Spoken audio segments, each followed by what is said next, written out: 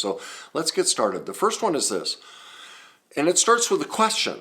Like when you begin a conversation with somebody that, isn't just an offhand, hey, how's your day? But it needs to be engaged. I always start with this.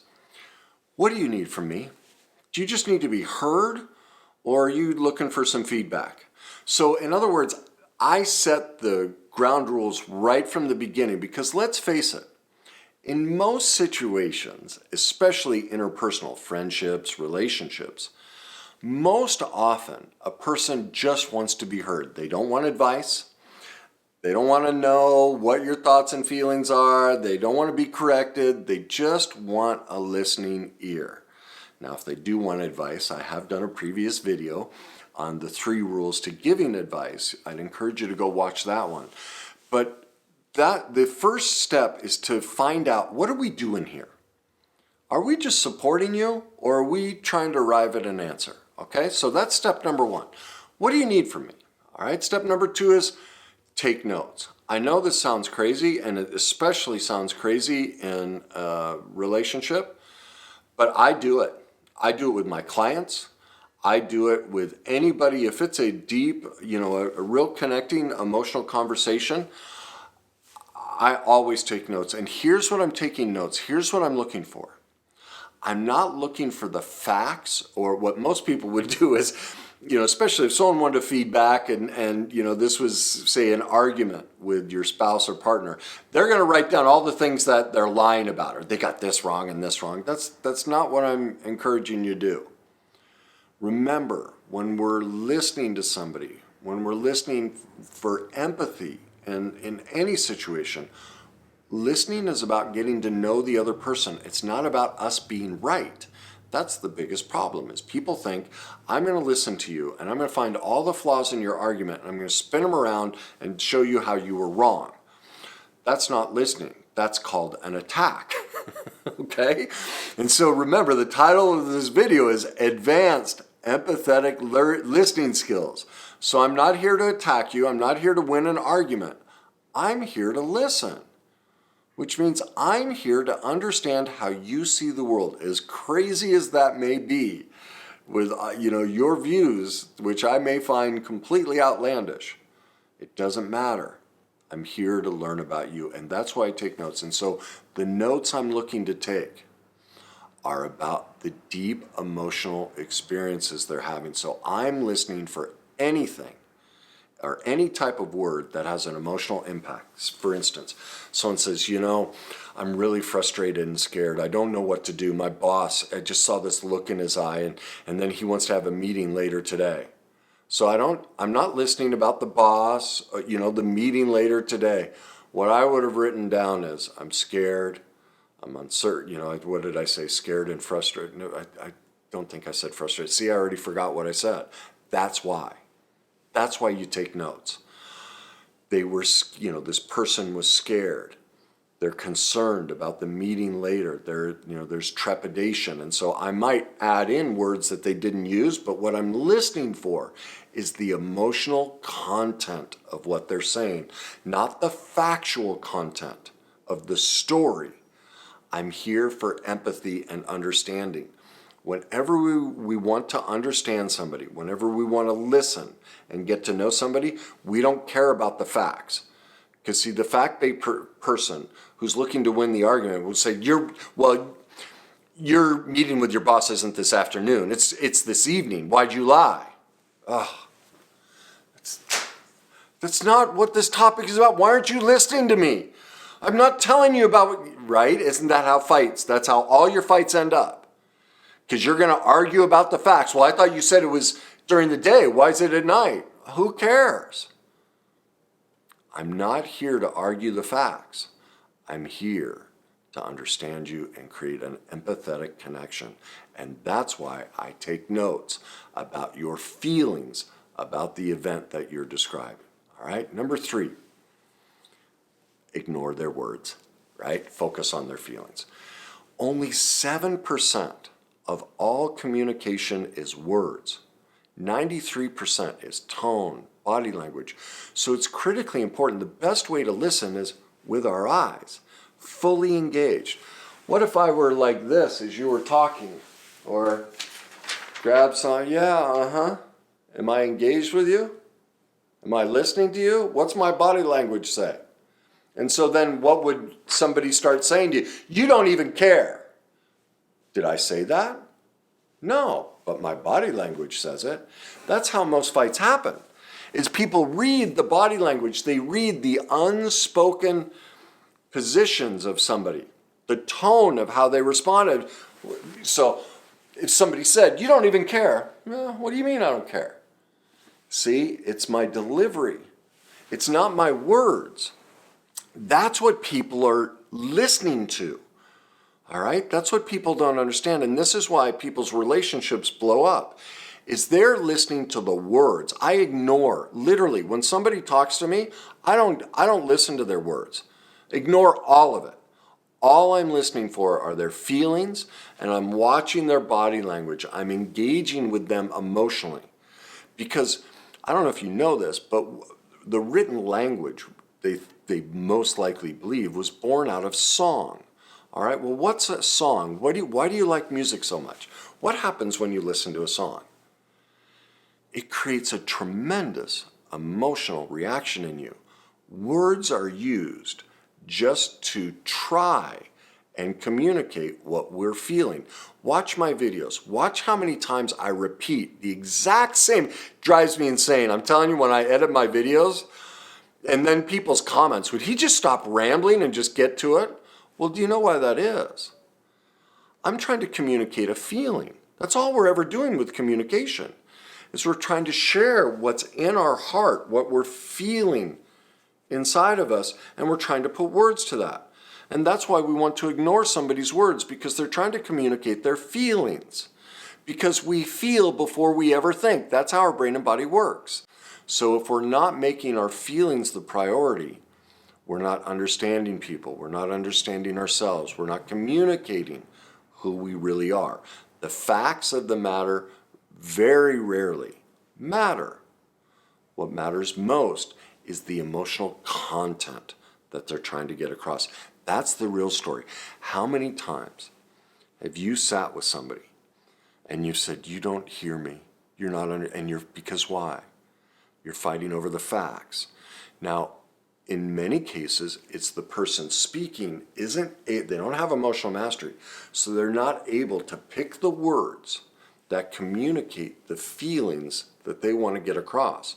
And so there's a misunderstanding. Then this person is not listening to the feelings they're attempting to get across. They're listening to the facts. And now it becomes an argument over facts. Well, I thought you said this morning. No, I said last night. Well, it's not about last night. Why won't you listen to me? Can't you see I'm upset? Well, what are you upset about? You did. See, they're fighting up here when the person is like, it's not, can't you hear I'm frustrated? Can't you hear I'm sad? Can't you hear I'm concerned? Can't you see and understand I feel helpless and hopeless? Now, are they saying that to you? Of course not.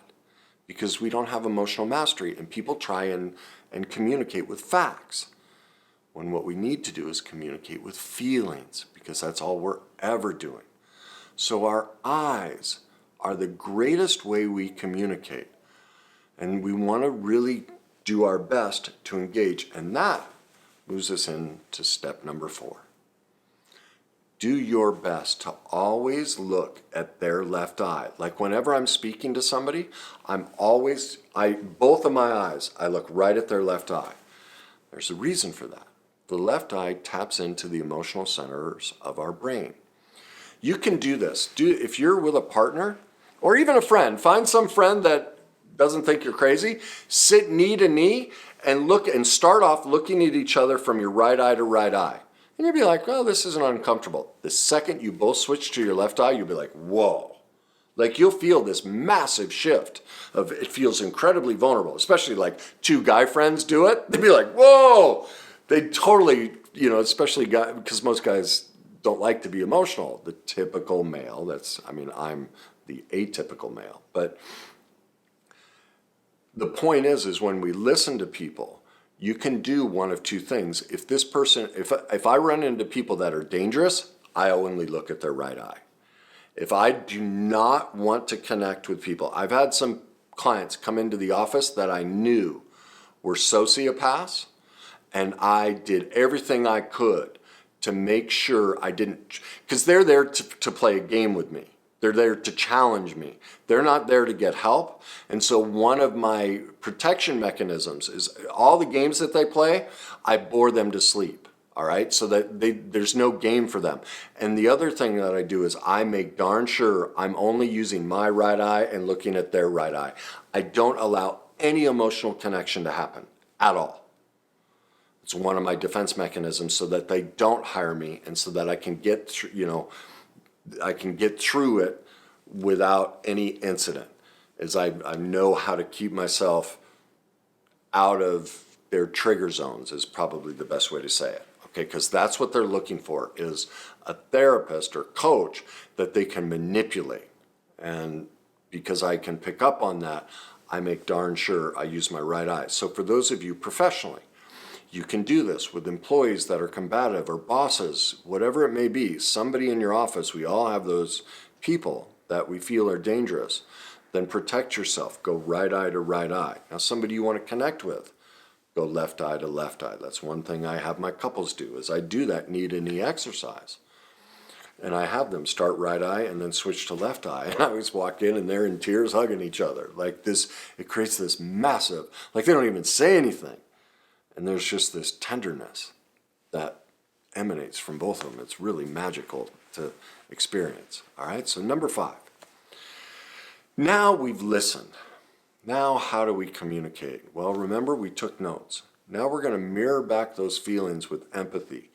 And again, the key is to focus on their emotional phrases, not the content, not the factual content.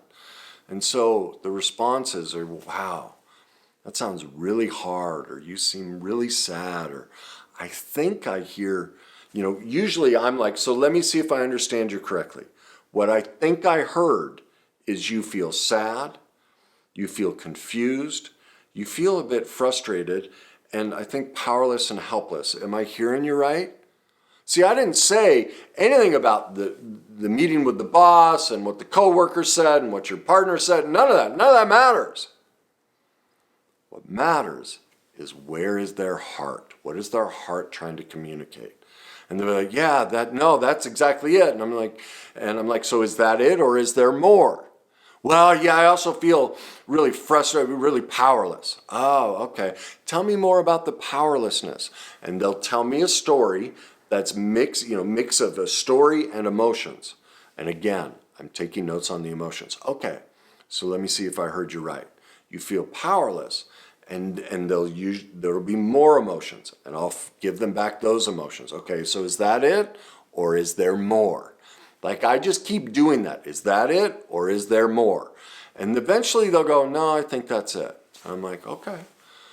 And then if you see my video on, the 3 rules to give advice, I talk about, okay, so what would you like to do about that? Now I empower them. Now I give them, they've just exposed their soul. They feel heard. They feel respected. They feel understood. This is the best way to bring somebody out of a childlike state into adulthood. And now I show them that I trust them, that I believe in them, that I think they're smart and they're capable. By, instead of telling them what to do, I phrase everything as a question. So what do you think you can do about that? What are your options?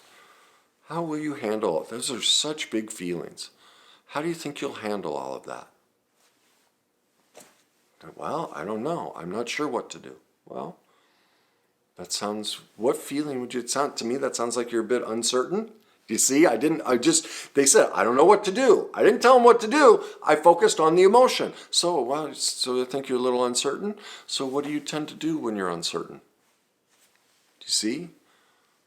All I'm ever doing is focusing on their feelings. I'm looking for, even if they use a factual statement, in their tone and body language is the emotion. So I picked up that they feel uncertain. They don't know what to do. Okay, because think of it, the tone changes. Well, I just don't know what to do. So you're uncertain. What do you do about that? Well, usually in the past I do this, but that never worked out too well. Okay, so have you ever heard anyone bring up other ideas that you might? Well, Joe said, did you hear that? Well, Joe said, oh, so you sounds like that might be an option because you sound encouraged by that. Am I hearing that right? Yeah, that is kind of encouraging. See, I'm not even talking about what Joe said. I'm picking up on their tone. I'm picking up on their body language. That's what they're communicating. So the single greatest step in all of this is please start ignoring people's words. The story doesn't matter. What matters is the emotional content of what they're saying. And that's why text message, if you want to have any conversation with anybody, don't ever text message. It's a complete waste of time. There's absolutely no that's too extreme. There's very little real communication happening in text message. And people wonder why they can't get a date or can't find someone to love them. It's because everyone's scared to death to get on the phone and actually have a real conversation because they don't have emotional mastery. This is what they're scared to death to do, to be available emotionally for somebody and connect with them. That's what is so horrible about text message, is it's become this detached way, and we're using what we're using to try and forge connection isn't even really communication. Only 7% is words. Do you see that? You're trying to close a business deal. You're trying to save a relationship. You're trying to have a relationship and build one deeper. And you're using only 7%. If you're in a deep committed relationship or pursuing one, you should never be texting other than, yep, on my way. Like 2-second things. It's the death of true intimate connection text message in email. They should never be used. Should always be on the phone or in-person communication if you want advanced, empathetic listening skills. Okay? So, to learn more about that, I would suggest, because what we're talking about here goes even much deeper than listening skills. You have to be able to be present emotionally to do this. Well, that requires this, my book, Your Journey to Success. You need emotional mastery, and that lays out what keeps us from emotional mastery and the beginning stages to create it. The next thing I suggest is my Emotional Mastery Method masterclasses. Right now you can get the whole suite, all of it, which walks you through the whole process to be able to communicate. And I go in much more depth in the codependence section of how to communicate this way and how to listen this way for only $47 a month. You can get the complete skills, and this is something you can bring into your work life, you can bring into your home life with your kids and your relationships. It'll transform the way you communicate and connect with other people. So I hope that helps you. And as I always say, enjoy the journey.